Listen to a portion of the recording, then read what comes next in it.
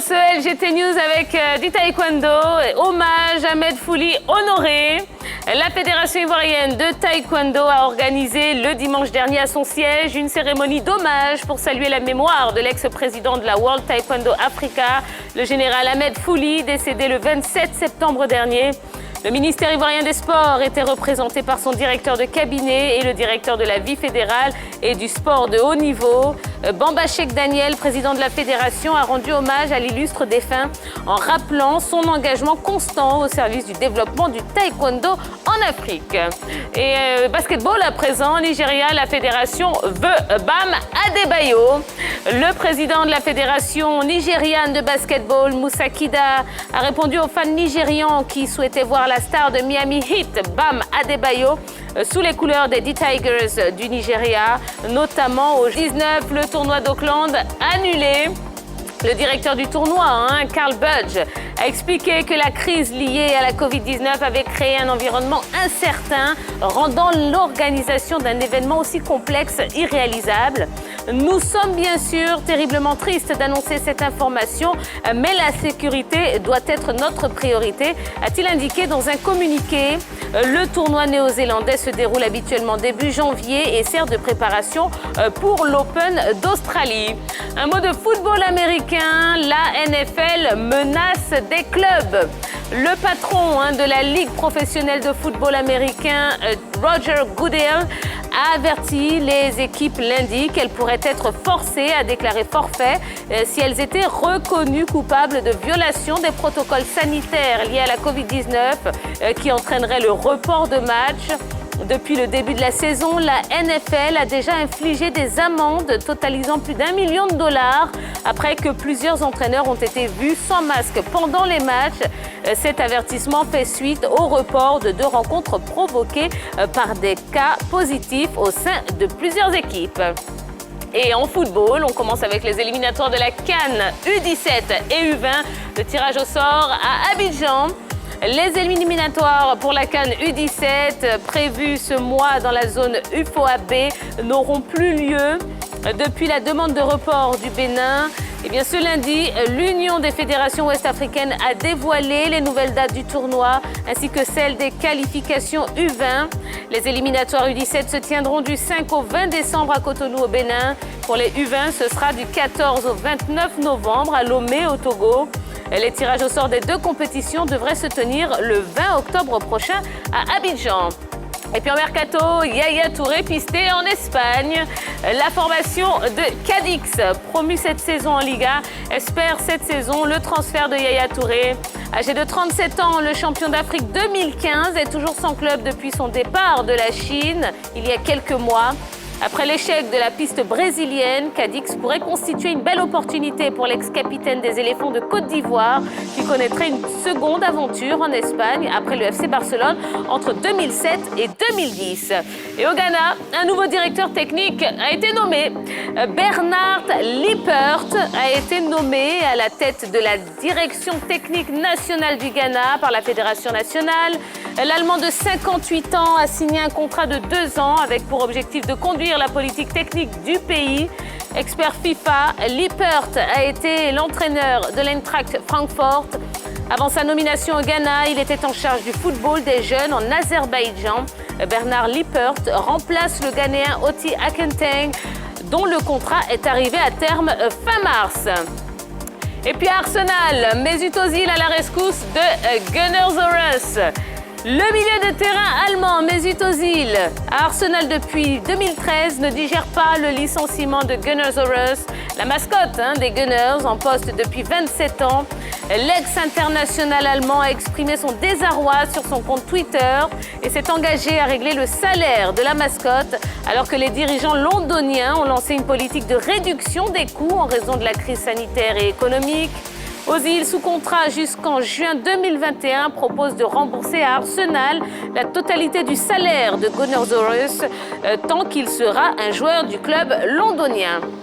Et puis on termine avec la sélection nationale. Adama Traoré choisit l'Espagne.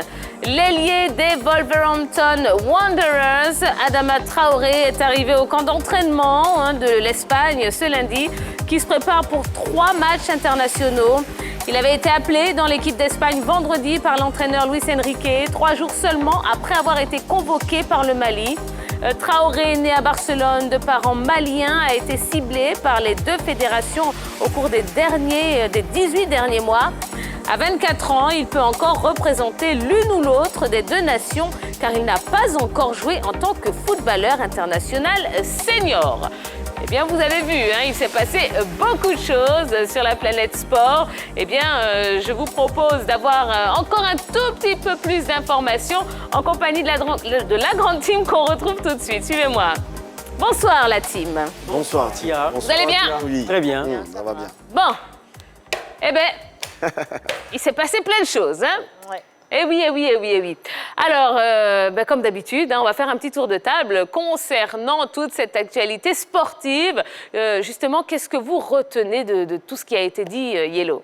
Alors, on parlera de Yaya Touré qui est pressenti du côté de l'Espagne. Alors, depuis son départ de la Chine, notre quadruple ballon d'or africain ne trouve plus de point de chute pour terminer en beauté sa carrière. Il était pressenti du côté du Brésil dans le club de son compatriote Salomon Kalou à Botafogo. Mais ce transfert-là a capoté pour certaines raisons. Alors, récemment, il a fait une sortie médiatique exprimant son vœu ou son désir ardent d'évoluer dans un club de la Série A, précisément le Milan AC. Mais c'est plutôt en Espagne qu'il a été appelé par le club de Cadix qui est maintenant 9e au classement avec 7 points, 2 victoires, 2 défaites et un match nul. On espère que les démarches pourront aboutir pour que notre Yaya Touré puisse finalement terminer sa carrière en beauté. On ne sait pas véritablement ce qui fait capoter ces transferts. À Botafogo, on avait dit que c'était pour une raison, pour des clauses salariales et aussi pour des raisons familiales. On espère qu'en Espagne, il trouvera le bon salaire, il aura le bon salaire pour pouvoir terminer en beauté sa carrière. Absolument. On lui souhaite vraiment de rebondir parce qu'on sent qu'il a encore envie de jouer. Et c'est tout ce qu'on demande et c'est tout ce qu'on souhaite pour notre Yaya Touré.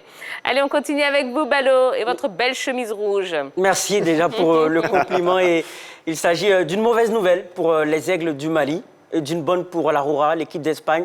Adama Traoré a donc choisi de jouer pour l'équipe d'Espagne. Il rejoint un grand palmarès du football mondial et du football européen en particulier. 15 participations pour l'Aroura à la Coupe du Monde, 11 participations à la Coupe d'Europe, une médaille d'or en 92, une médaille d'or donc glanée lors des Jeux Olympiques de 92. Et il faut dire que Adama Traoré a une histoire qui le lie véritablement à l'Espagne. Elle commence avec le FC Barcelone, il rejoint la Masia, le centre de formation du FC Barcelone en 2004, à l'âge de 8 ans seulement. Oui. Et il faut dire qu'il est présent dans la capitale catalane pendant 11 ans, de 2004 à 2015. Et d'ailleurs, le 23 novembre 2013, Gerardo Martino, Tata Martino, l'ex-entraîneur du FC Barcelone, lui a donné sa chance lors de la 14e journée de la Liga, lors de l'année justement 2012-2013. C'était face à Grenade. Le FC Barcelone s'est imposé largement 4-0. Et il faut dire qu'il avait seulement 17 ans. Il était à l'époque le 8e joueur le plus jeune de l'histoire du FC Barcelone, a débuté sur les couleurs des Blaugrana. Et comme on l'a dit, on a eu ce débat sur ce plateau. Ça pose plusieurs questions. Est-ce qu'Adama Traoré pourra se fondre au style de l'Aroura? Et pour moi, en tout cas, c'est une valeur ajoutée parce que l'Aroura, c'est un jeu technique, huilé, mais qui manque de joueurs athlétiques, de joueurs physiques, et il pourra, pourquoi pas, apporter cette valeur ajoutée. Mais on espère qu'il sera titulaire. En tout cas, bon vent à Adama Traoré du côté de l'Espagne, même si on aurait souhaité qu'il joue pour le Mali. Oui, excusez-moi, mais moi, j'ai du mal à me réjouir. Bon, on lui souhaite vraiment bonne chance, mais c'est dommage quand même pour l'équipe du Mali. C'est vraiment, vraiment dommage. Moi, je suis plutôt inquiet pour lui, avec l'Espagne et son style de jeu. C'est la 3e fois. 2019, il était blessé. Là, sur la Ligue des Nations, Covid. Bon, on attend tous de voir ce que ça va vraiment donner avec l'Espagne. On attend de voir. Absolument. Allez, on poursuit avec vous, Roger Stéphane. Allez, on va parler des U17, des U20 pour les éliminatoires de la CAN. Changement de date et de lieu donc pour les éliminatoires des U17 et des U20. La zone U3B, c'est l'Afrique de l'Ouest. Et bien, pour les U20, c'est du 14 au 29 novembre prochain. Et pour les U17, c'est du 5 au 20 décembre prochain.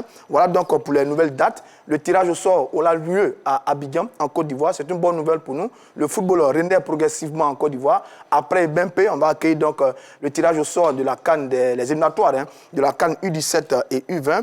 Sur les 2 tournois qualificatifs, donc 7 pays vont participer à ce tour pour les éliminatoires. Le Bénin, le Burkina Faso, le Ghana, le Niger, le Nigeria, le Togo et bien entendu la Côte d'Ivoire pour les phases finales. Rendez-vous en 2021 du côté de la Mauritanie et du Maroc pour les 2 compétitions en ce qui concerne les phases finales. D'accord, eh bien très bien.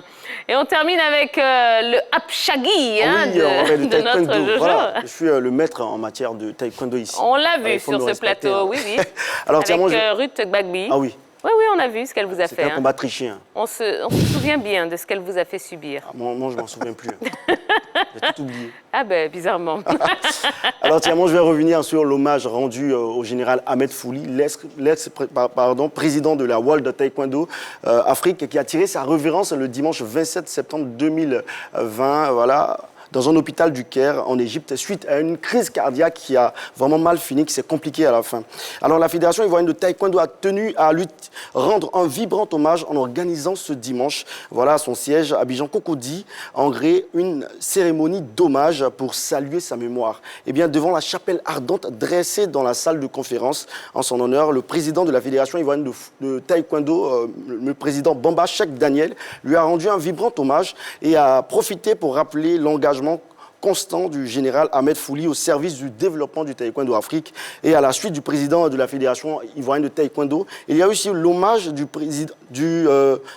directeur de cabinet du ministre des Sports, M.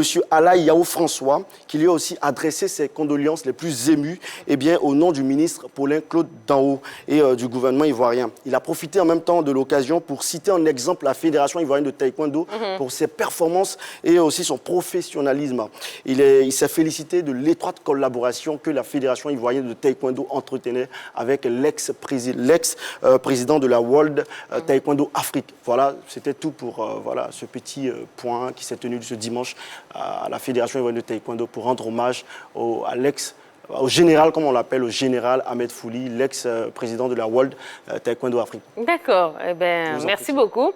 Alors c'est vrai que la fédération de taekwondo, c'est une des fédérations qui travaille je ne peux pas dire qui travaille le plus. Non, en tout cas qui a beaucoup de résultats. Beaucoup de... Ça n'engage que vous, parce que ça sous-entendrait que les autres ne sont pas forcément bonnes. Mais en termes de rendement, je veux dire, effectivement, c'est une fédération qui fonctionne très bien. Voilà. Et depuis longtemps. Oui. Donc, c'est tout à fait juste, sans faire injure aux autres. C'est l'une des fédérations les plus performantes en Côte d'Ivoire. On a un champion olympique, on a des médailles olympiques, on a des champions d'Afrique depuis très longtemps. Elle est régulière, elle est constante. Bon, c'est pas faux de dire que c'est l'une des fédérations les plus performantes au plan local et c'est pas faire injure aux autres fédérations. Exactement. Allez, voilà, on a fait le tour de l'actualité sportive du jour. On vous rappelle que dans un instant, on aura le défenseur du Raja Club d'Alexandrie en Égypte, Mansou Kouakou, qui va venir nous rejoindre sur le plateau de la Grande Team. Et on va parler du Mercato, qui a fermé ses portes ce lundi. Et la Covid-19 a-t-elle eu un impact sur le marché des transferts, selon vous?